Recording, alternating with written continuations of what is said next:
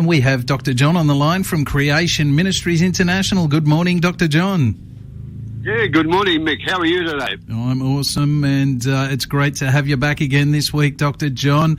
Of course, Creation Ministries International, you guys have your own website, that is creation.com, that we can all use pretty much any time, with thousands of pages of information, answers to all your questions about, creation, evolution. But we're here right now wanting to answer questions that everybody listening is sort of thinking about. And that's why it's important that people send those questions through to 0401 949 949, which is a text line. I keep getting, it looks like people have been phoning through and getting cut off because it's only a text line. It's not a phone line. So for those of you who have tried calling, send a text message and ask Dr. John the questions by SMS, 0401 949 949. Now, Dr. John, there's been a few things in the media this week as well. One, in regards to snakes. It's one of the first animals we really get to know in the Bible, one of the first animals we get to know in the whole of creation. But the media has had some interesting theories on it lately. Yeah, look, that was a good article, Mick. Not just about snakes. It was talking about how they prospered after the mass extinction of the dinosaurs, which sort of gave them a bit of a leg up. Not that they've got any legs, but that's another story. But look, it did remind me about a way theories and propositions eventually become established fact, even when you don't have any evidence for it. And then there wasn't really, when you read that article, there wasn't really any evidence presented as to why the snakes flourished. But great writing. Great writing. They paint pictures in words. Yeah, and of course, it was obviously a research project that has to be funded by someone. So you devise some idea, and then you get your funding, and you do a research project. And if you're a scientist, you stay and work for a while. Yeah, we talked about work last week. But look, a lot of these theories and propositions become established fact without much evidence, and that's just because of repetition. Mm-hmm. And I think it's there's a line in Alice in Wonderland. I think it's the Mad Hatter, who said, "What I say 3 times is true," and constant repetition, even if there aren't any foundations, even if the foundations are flimsy, it seems to make any proposal true. And I mean, the classic example, of course, is evolution itself. And Darwin put it out there as a theory. And he was expecting that the evidence that accumulated would verify his theory. But none of his expectations or predictions ever came true. He predicted that if the theory were true, then when the fossil evidence was being accumulated, there'd be heaps of transitional fossils found. That is, fossils of one animal changing from one kind to another.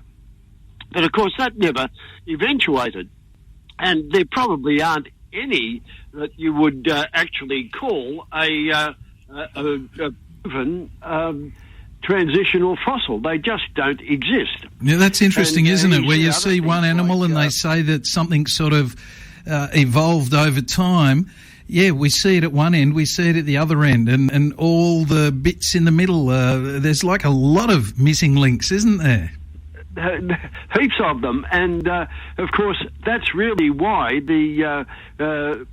you can knock the theory on the head, because if your predictions don't come true, then there's probably something wrong with the theory. And that didn't eventuate. And of course he said that things like soft-bodied creatures like jellyfish and octopuses and things like that, they couldn't be fossilized. But of course there's been millions of them. And there have even been fossilized squids where they were able to make ink out of the ink sac. So, after how many millions of years. And of course, yeah. he put out his proposals before anything was known about genetics, let alone DNA. And as we've discussed many times, the fact that DNA is a massive code or program just shows how impossible the theory is.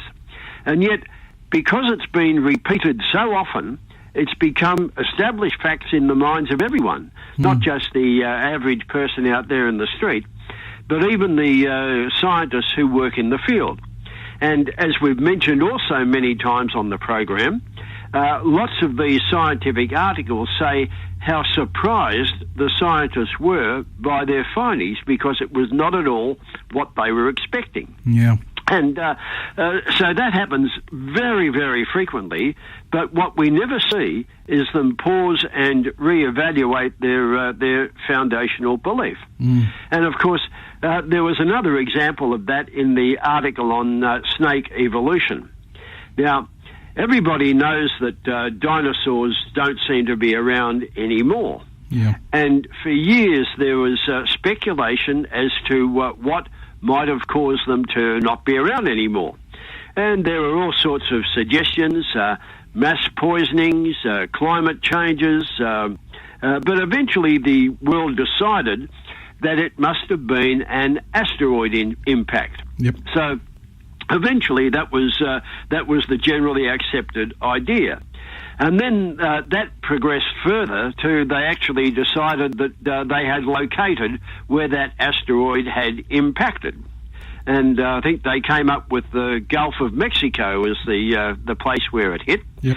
And I think they call it the Chicxulub crater or something like that. And then they eventually decided on a date when this might have happened. And they came up with the idea of 66 million years ago. So I might add that there is no reason for this. It just shows you how constant repetition becomes established fact.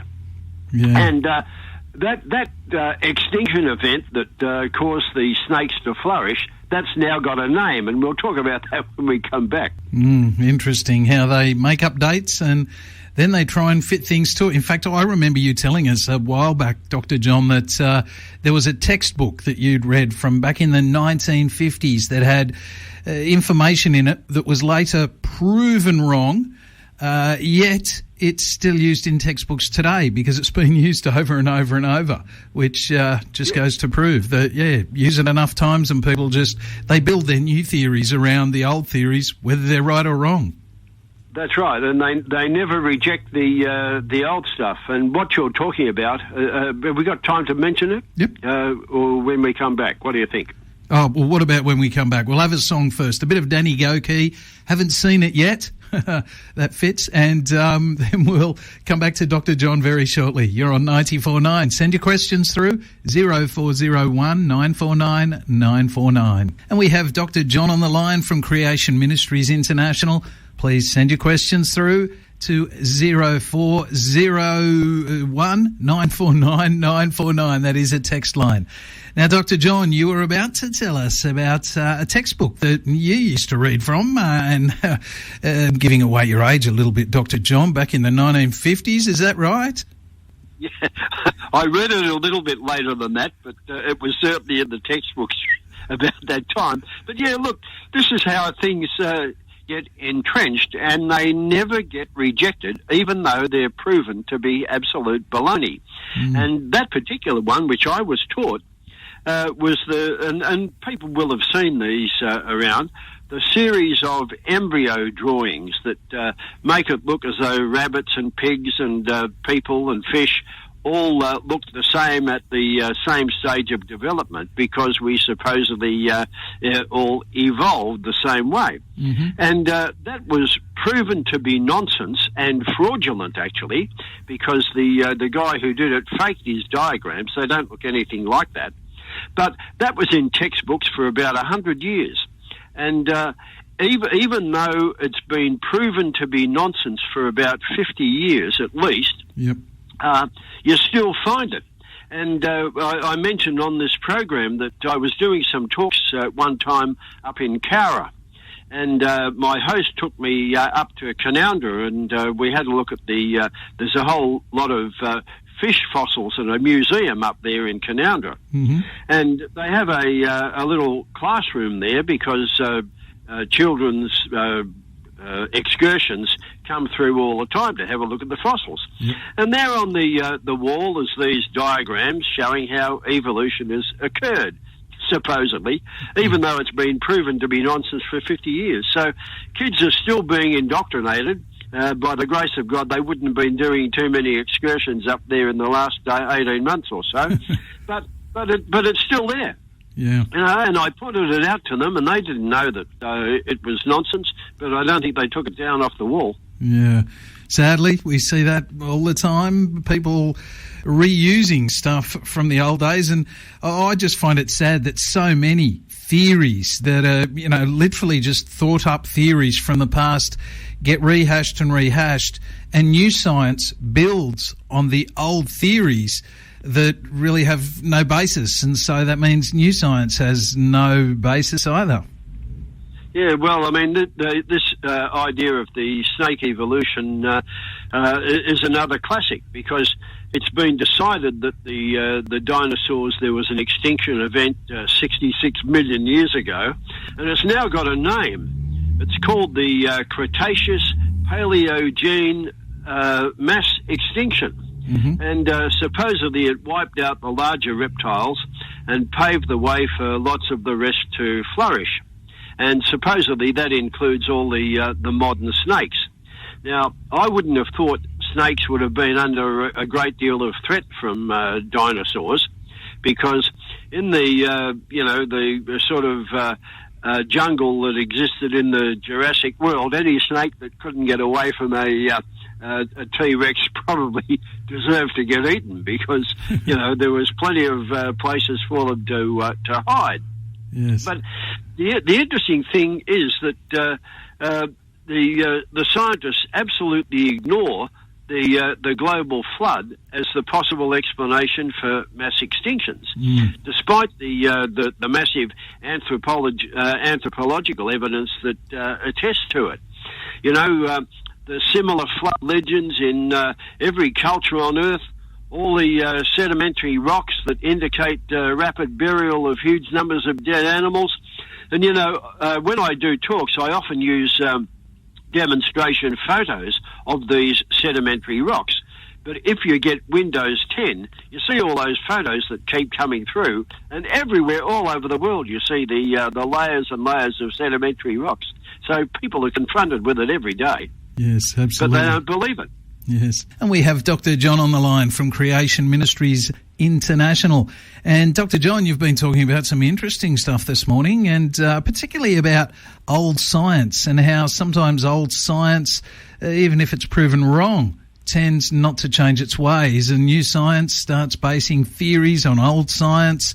And you were talking about the textbook that you had read from the 1950s that had some information in it that has since been proven wrong, and how that's been used for many, many years after it was proven wrong. In fact, you said it's been proven wrong over 50 years ago. And interestingly, I just had a text come through from one of our listeners who said that basically it was used in the 2012 HSC. How about that? Yeah, well, that's absolutely correct, Mick, and thanks to that listener who is obviously very astute. I have actually used that very illustration in some talks, because it was a question on the HSC paper in 2012, referring to those embryos, and which one of them shows, or which illustration shows evidence of evolution. And so certainly at that time, and probably still, that illustration is used to teach children evolution, and it's been proven wrong for well over 50 years. So, I mean, it's just scientific nonsense, and yet children are still taught it. So parents need to be aware that a lot of the things that get put out there in classrooms that their children are taught are simply not true. But what it does, it entrenches evolution in their minds, and that makes them resistant to the gospel, because evolution is very much anti-God. But look, it's similar, to what we're talking about with this supposed evolution of the snakes, because the writers of that article said that working out the evolutionary history of the snakes has been quite difficult, but they've been using various types of computer modelling to come up with the theory as to how the modern snakes have been able to evolve. Yeah. And computer modelling, although it sounds very scientific, it hasn't got a very good track record. And it really has been hopeless in the area of climate change, for example. All the computer modelling that's ever come out has been quite wrong. And it was absolutely disastrous with the initial response to COVID, because there was some computer modelling done in England right at the beginning of last year that predicted dire consequences, and it turned the whole world into lockdown and terrified people right around the world, and it turned out to be completely wrong. But, because it's computer modelling and it sounds very scientific, then people tend to accept it. So wherever you see computer modelling mentioned, be very, very cautious. Yes. And it reminds me of the old scientific statement, if you torture the data long enough, it'll confess to anything. Yes. And I reckon that's very true. Absolutely. Well, as you know, Dr. John, my son is an artificial intelligence expert. That's what he studied at university. And even he says to me, Dad, look, they might call it artificial intelligence, but it's not intelligent. It's whatever we put in, it comes out. Yes, it can learn, but it can only learn via the parameters that we give it to learn. We literally feed it the information and we put the information in. And if we put garbage in, we'll get garbage out.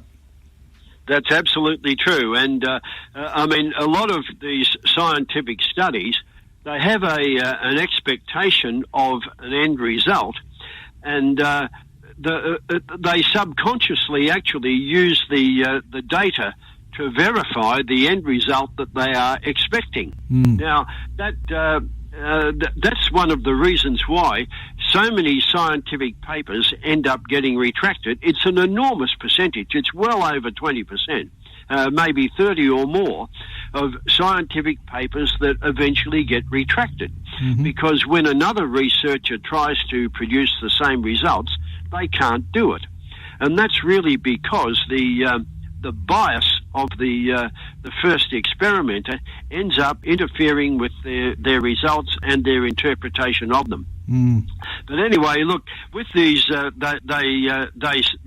snakes, they came up with the idea that the asteroid impact allowed the snakes to flourish because it wiped out some of their competitors. Well, that doesn't really sound like rocket science to me. It's saying that the extinction allowed the development of the biodiversity we see today. And that's pretty obvious. And they finished up by saying, well, life really does find a way. Yeah. And I think that's absolutely true. That's what the adaptation that God built into all creatures has enabled them to do. They adapt and blend in with the environment that they're in, and the changes that we see outwardly are actually built into their genetics right at the beginning. It's not that they're adding anything new.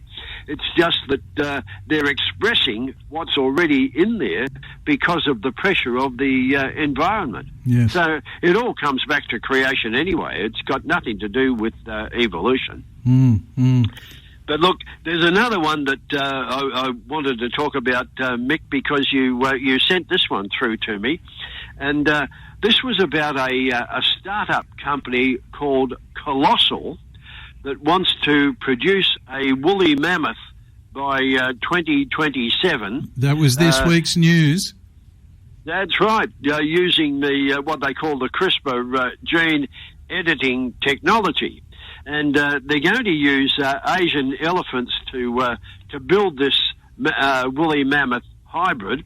and they've been given a $15 million grant so far to get started. Mm-hmm. And the article looked like they were trying to get even more investors on board. So, who knows? They might have a lot of funding to try and do this.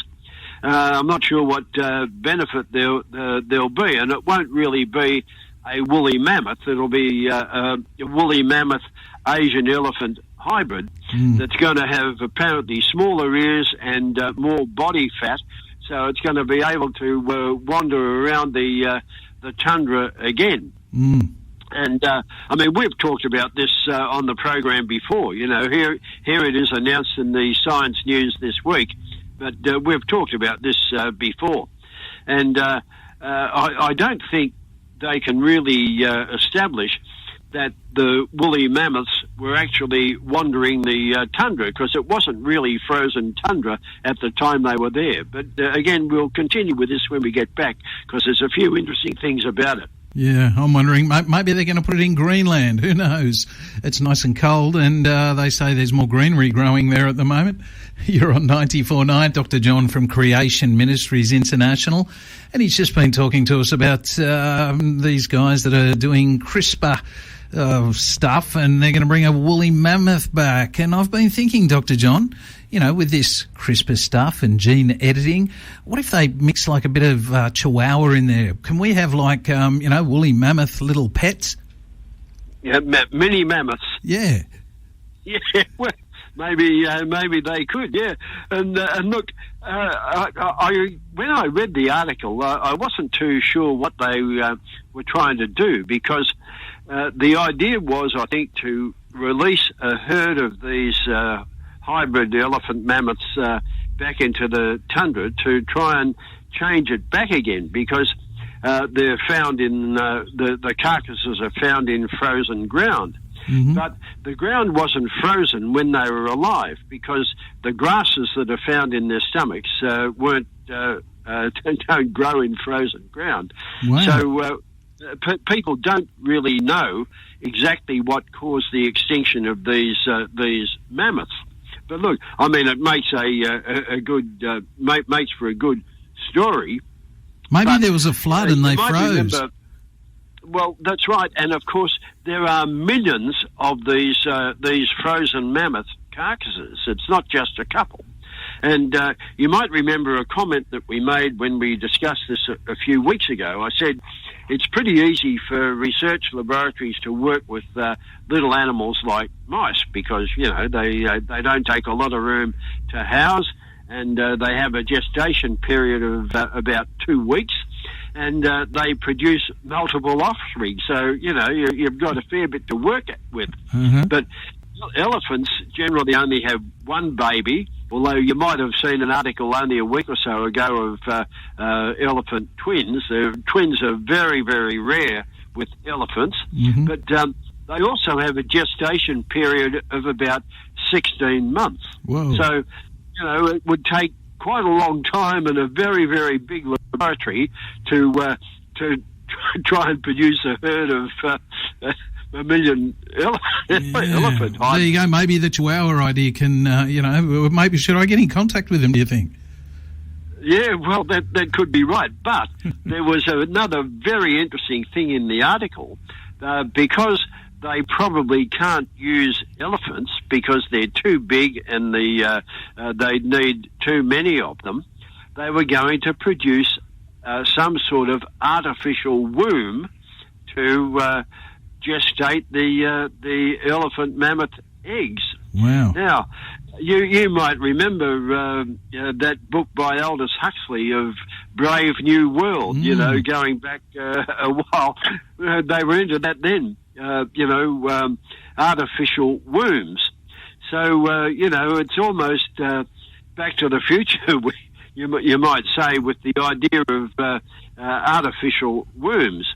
And although the theory sounds pretty good, every development of man, let's say they're successful in doing this and producing an artificial womb and growing these hybrid elephants.